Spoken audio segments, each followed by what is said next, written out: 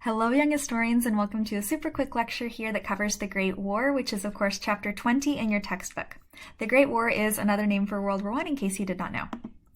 Quick reminder here as we're getting started. Remember that your NHD projects are due February 28th. Bring your project and your paperwork to class. It's due when the bell rings. You will not have time to print. You will not have time to finish up. You will simply have time to, for example, if you have an exhibit, go ahead and get it set up and put stuff on the table in front. If you are in a group, the project should be turned in the first hour somebody has APUSH. Anytime after that will be considered late. So let's dive in now to a little bit of content. You're going to see blanks on these slides because I had a fun game planned for us, but with these snow days, we're not really going to have time for that, and I really want you guys to have the tools that you need to study and to understand Chapter 20 before we have our quiz, most likely on Monday. So let's get started here.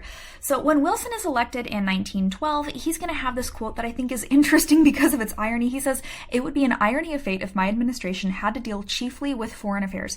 And of course, he says this not knowing that he will be president during World War I. He's going to lead us into the war. He's going to lead us out of the war.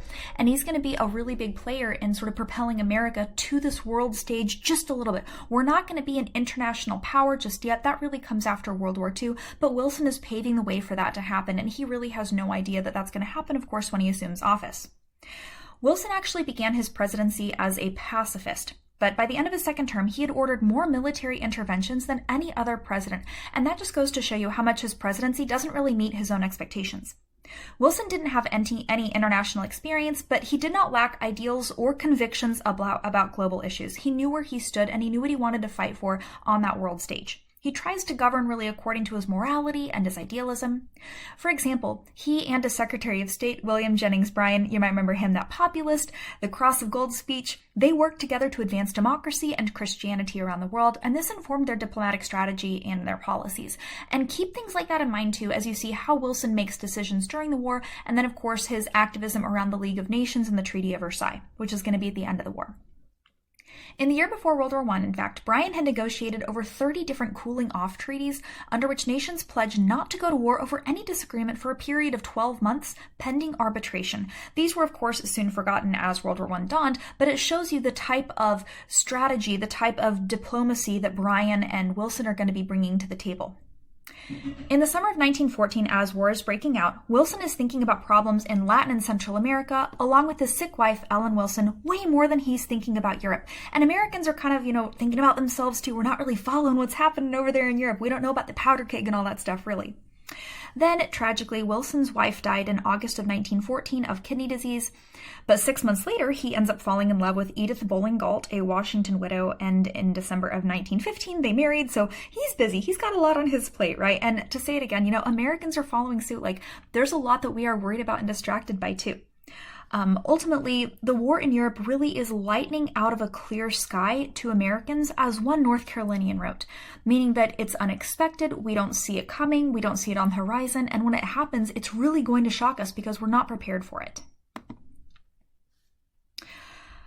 At the beginning of the 20th century, Europe was relatively peaceful and prosperous. No one could imagine the scale of industrialized warfare and ruthlessness that was going to come.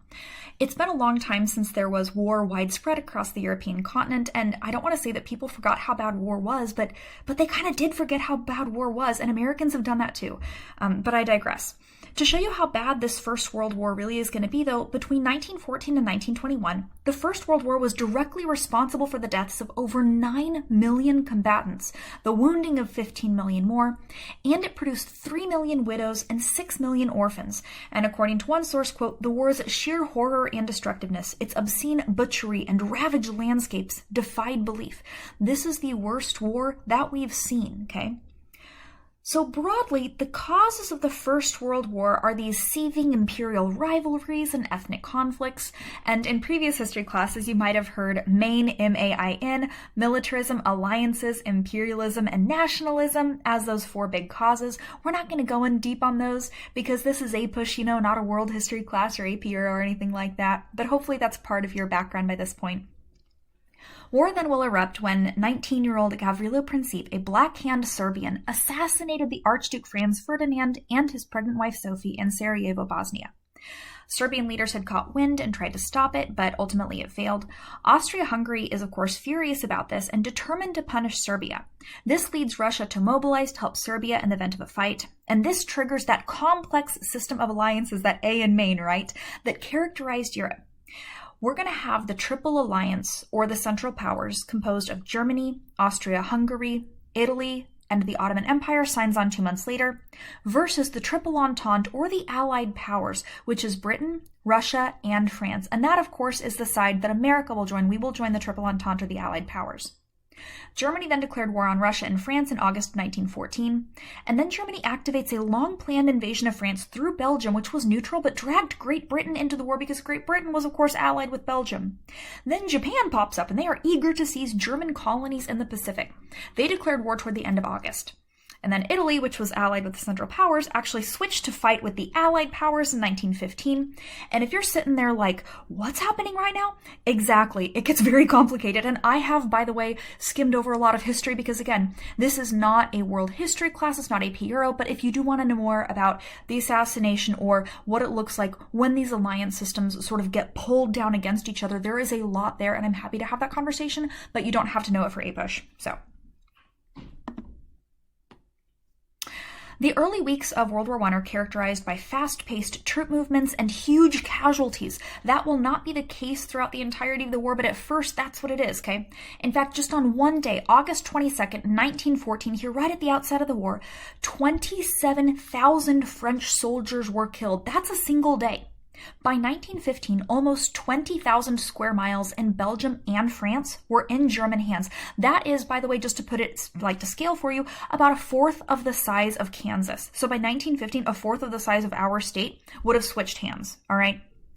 World War I was really unlike any previous conflict in scale, in scope, and in carnage.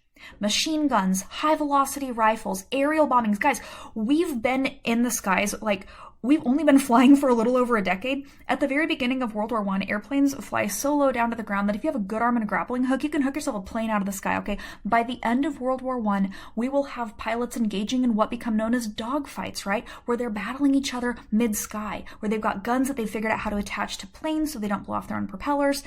Nothing drives innovation, folks, like war, okay?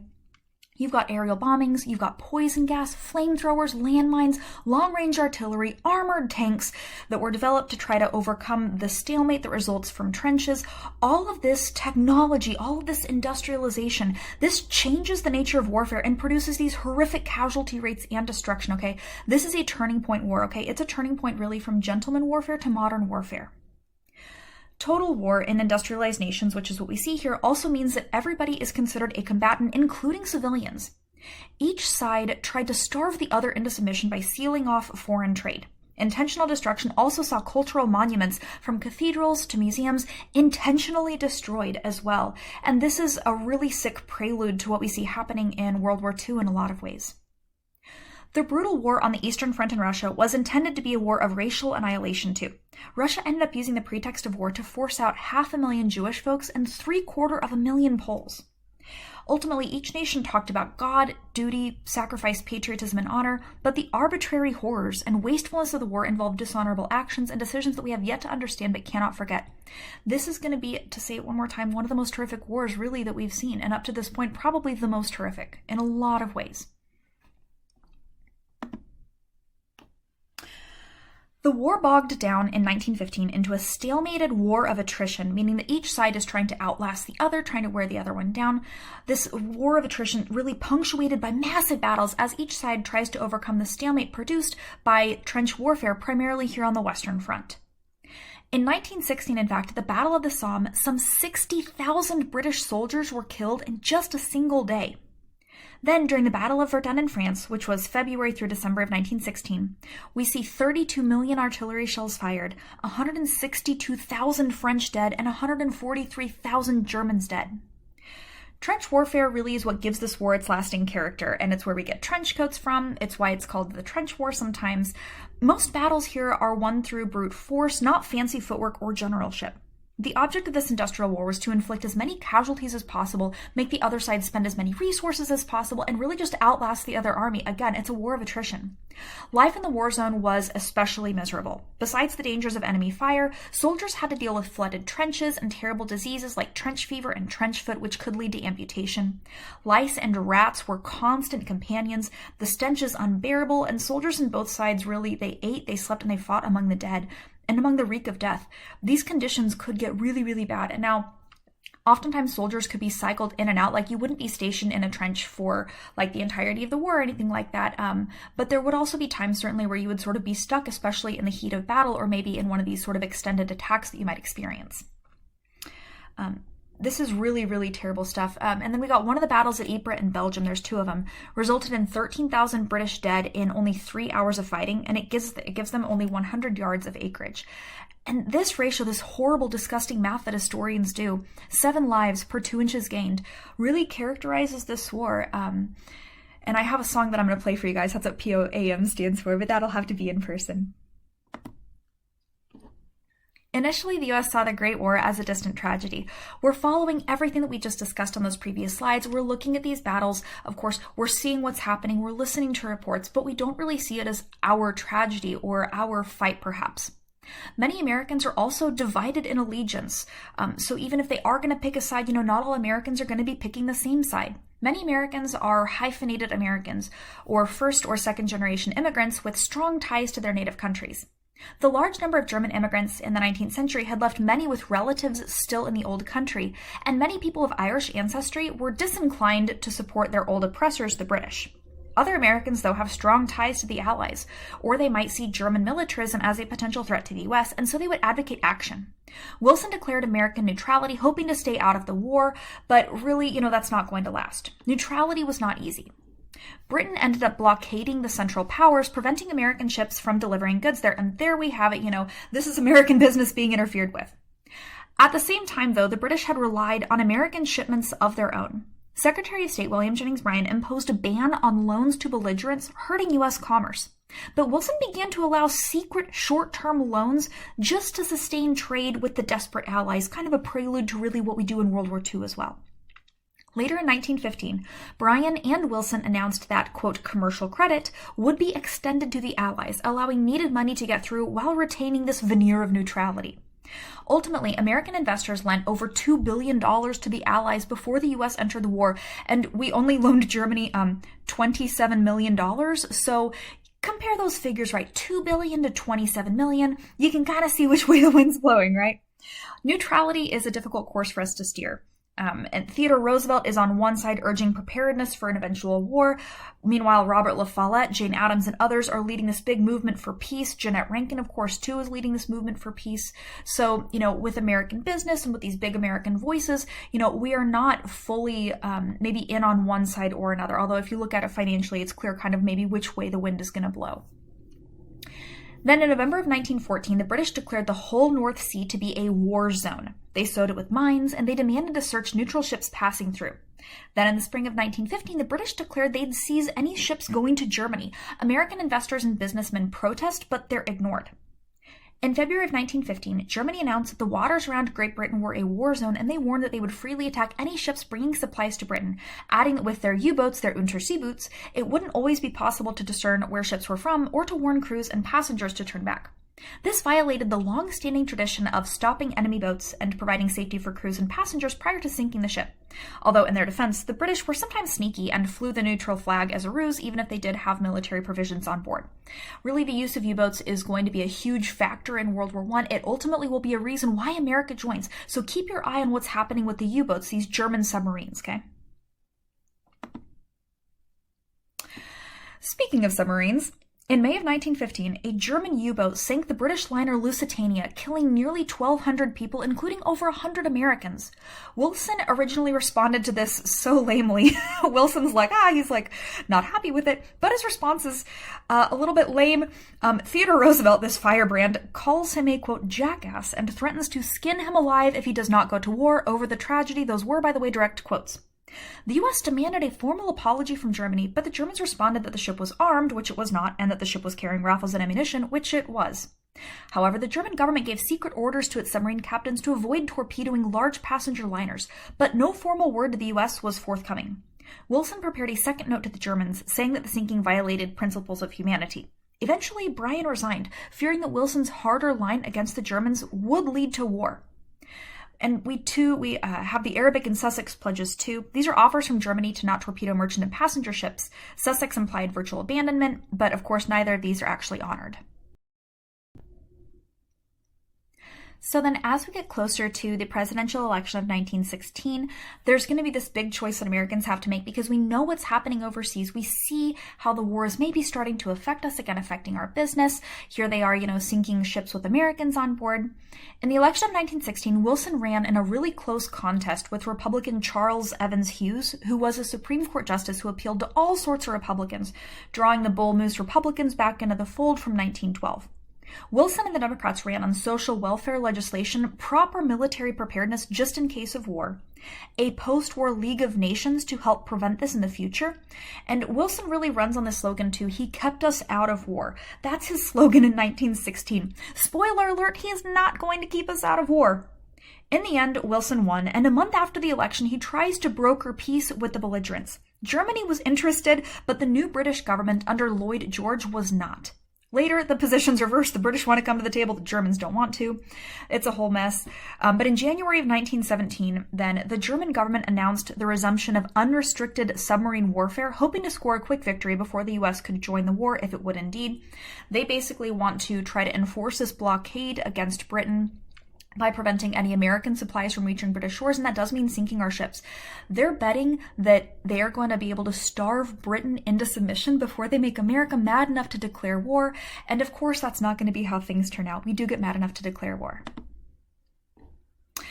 Then we get the Zimmermann telegram. The German foreign minister sent a cable to Mexico, known as the Zimmermann telegram, noting that if Mexico entered the war on the side of the Central Powers, it would be restored the territories that it had lost to the US as a result of the war with Mexico back in 1848. Britain intercepted this, though, and they decode the Zimmermann telegram, then they release it to the public. This ends up turning many Americans against Germany. Wilson, who is concerned more by the threat of unrestricted submarine warfare, ended up breaking diplomatic relations with Germany. In April then, after German boats sunk 5 U.S. merchant vessels in a row, Wilson asked Congress for a declaration of war, noting the need to, quote, make the world safe for democracy, or rather that victory by democratic nations would make the world safer. Congress overwhelmingly voted yes. So to recap here, really unrestricted submarine warfare is the proximal cause of U.S. entry into World War I. While things like the Lusitania and the Zimmermann telegram, they make us mad, they certainly are not going to, push us towards Germany in any sense. Like, we're definitely not on Germany's side. They make us mad at Germany. They're not going to be big enough reasons for us to declare war. It's really that unrestricted submarine warfare, okay? An interesting note, too, about this whole make the world safe for democracy thing. Did you know, young historians, that no two democratic nations have ever declared war against each other? At least here in 2025, that is still true. So is there something about democracy that does promote peace or at least disincentivize war? That's maybe an interesting thought for another day. Many Americans were uncomfortable with Wilson's declaration of war, with him asking Congress to go to war. Opponents of this war declaration, including Wisconsin's Robert La Follette, you might remember him from last chapter, and Montana's Jeannette Rankin, also from last chapter, who was of course the only woman in the House of Representatives who would also vote against American entry into World War II. Wilson immediately set out to mobilize public opinion in favor of the war. He created first the Committee on Public Information, the CPI, headed by progressive journalist George Creel, to influence and connect with the public through propaganda in newspapers, magazines, and other appeals. Under his leadership, the CPI published 75 million pamphlets and recruited 75,000 four-minute men who could deliver speeches in favor of the war effort and against Germany in movie theaters and at neighborhood meetings. They would basically prepare to speak for 4 minutes. Anytime that there was 4 minutes, they could speak in public. Really interesting sort of grassroots idea right there. Meanwhile, Liberty Bond drives and patriotic posters inspired ordinary Americans to contribute to the war effort. Even William Jennings Bryan ended up hopping on board, abandoning his pacifism that had caused him to resign in the first place, and wiring Wilson that he was willing to serve in the army. Theodore Roosevelt also tried volunteering, and he offered to raise his own volunteer regiment, kind of a flashback maybe to the Spanish-American War, but Wilson politely declined the offer. 4 of TR's sons ended up serving overseas, 2 were wounded, and 1 was killed, which is kind of tragic and pretty tragic. TR himself ended up dying in 1919 in his sleep. He's sort of reaching the end of his own life here, but he's still here willing to fight. He's still offering to help out in any way that he can. As the federal government expanded to serve the needs of a nation at war, Herbert Hoover became head of the Food Administration, urging Americans to support the war by eating less and conserving food and fuel so that extra could be sent to U.S. troops overseas or to the Allies. He ended up helping to feed Belgium. He's known as the savior of Belgium, which, if you know Hoover and his presidency, is super ironic because he is president during the Great Depression as it starts, and many Americans go hungry while he's in office.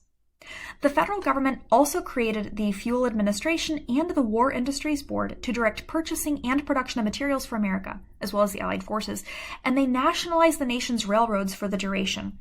Full stop, guys. Nationalizing the nation's railroads, that means taking control of them for the sake of our war effort. Guys, we take greater control of our economy in World War I than at any other time in our nation's history, okay? Then we have the non-governmental American Protective League. The APL sought to root out German sympathizers among ordinary citizens, often prompting neighbors to spy on neighbors. In an effort to prove their loyalty then, many German Americans denied their heritage or attempted to actively demonstrate their patriotism in a variety of ways. Even the language changed, as sauerkraut became known as Liberty cabbage, German measles became Liberty measles, and hamburger became called Salisbury steak. Books by German authors were banned and burned, and orchestras stopped performing works by German composers. Overall, really, our mobilization effort is respectable, although it's often chaotic and also laced with this anti-German sentiment. We end up applying a lot of these lessons to World War II, so when we get to World War II, I want you guys to maybe be thinking, how does this compare to what you already know about World War I?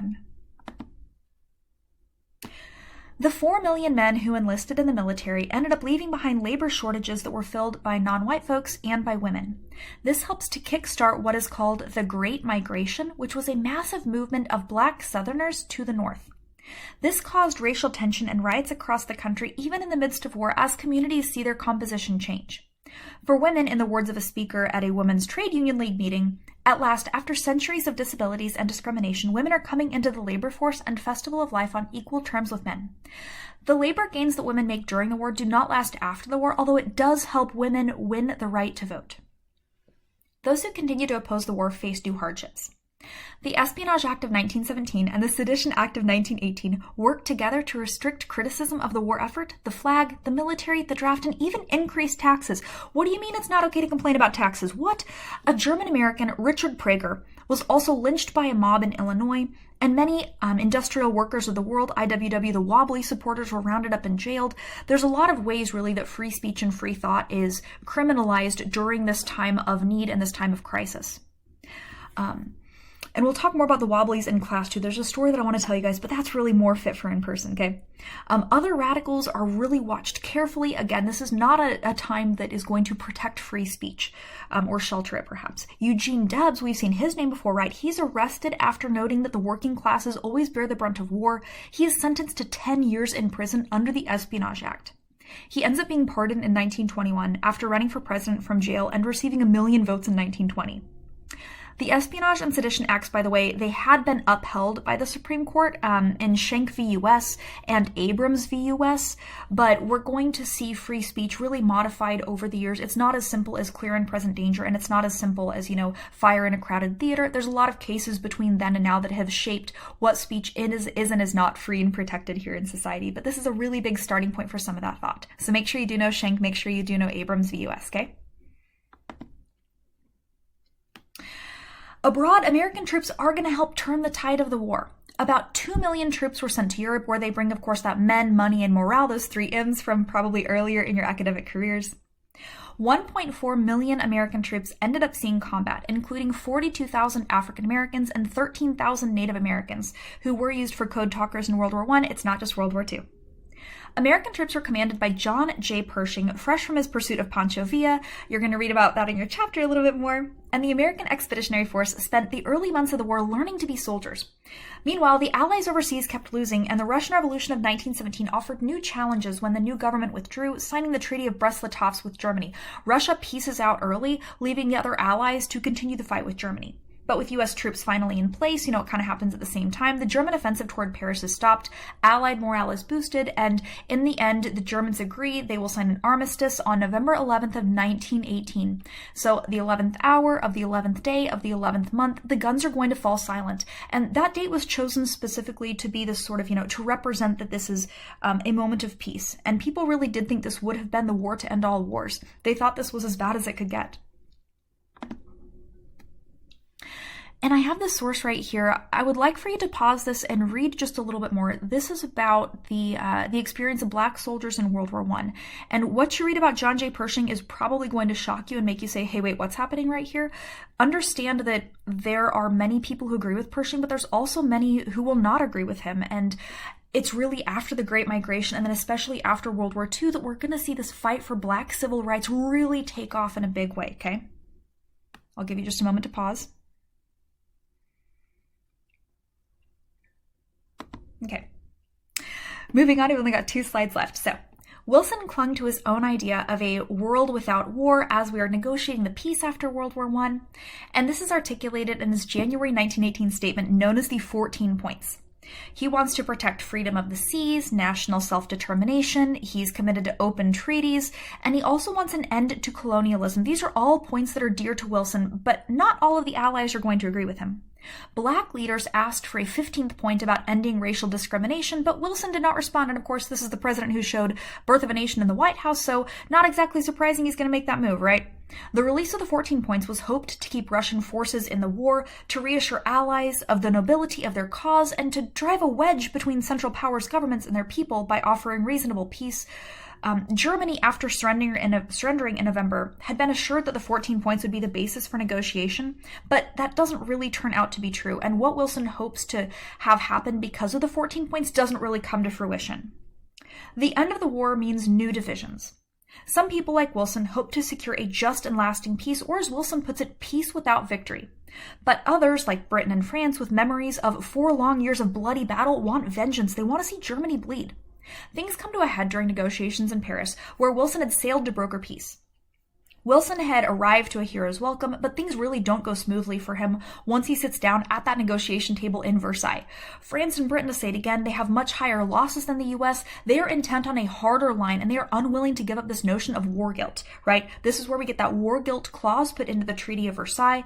They assign responsibility for the conflict to Germany exclusively, or the idea of German reparations to injured nations. The war guilt clause is something they absolutely fight for and something that Wilson is not really in favor of. Wilson also did not bank on growing discontent back in the US. He took 0 Republicans with him on his journey to the peace tables, and the Republicans increasingly were worried at the prospect of the same sort of entangling alliances and loss of sovereignty that had spurred the war on in the first place. The Republicans who he does not take with him, they do feel on the outside, they feel like they can't trust Wilson. They feel like they don't really know what's going on. They also feared a loss of American sovereignty if it became a signatory to the Treaty of Versailles that emerged from the talks. The treaty also disappointed African Americans, in part because it made no mention of racial discrimination. Meanwhile, the new nations that were created within Europe in the wake of the war set off their own ethnic tensions, like Estonia, Latvia, Lithuania, Czechoslovakia, Finland, Poland. There's a lot of brand new nations that are carved out that maybe aren't created with the people in mind, shall we say. And it's not like those people have a seat at the table. These boundaries are being decided without their voices. Vengefulness is also festering in Germany and Austria as well, right? They don't want to have to accept war guilt. They don't want to have to pay reparations. They don't want to have to give up, their ability to keep their military of a certain size and in certain places. This ends up spurring nationalist and fascist movements in the 1920s, and it sets the stage for the 1930s and World War II. Germany after World War I is in an awful state, and their economy is going to be in the toilet in the 1920s, it's a contributor to the Great Depression as well. Really, the vengefulness that Britain and France sought did not contribute to long-term peace, and I'm sure it made them feel great at the time, but it's really not going to be even in their own best interest to bleed Germany dry. Back at home, Massachusetts State Senator Henry Cabot Lodge spearheaded opposition to the treaty, and Wilson embarked on a tour of the country to garner support. It was on this tour that he suffered a stroke and was forced to return to Washington. The Senate Foreign Relations Committee recommended ratification, but with 14 reservations, which Wilson adamantly refused to consider, possibly because he had a cerebral hemorrhage. In the end, the treaty was never ratified, and the U.S. never became a part of the League of Nations, the league which we started, we never become a part of. And there's a lot of thought of, what if the US had been a part of the League? Like, could we have done anything to prevent World War II? Would we have been able to stand up to German aggression and what Hitler wanted? And really, it's coulda, woulda, shoulda. We can't really go back and try to read too much into our decision, perhaps. And whether you think the US has a role on the national stage or not, or international stage or not, that's really up for you to decide. I can't really tell you what to think about that. So that concludes our quick Chapter 20 lecture. Thank you so much for listening, and I'm looking forward to seeing you in person again sometime soon, hopefully. Thank you.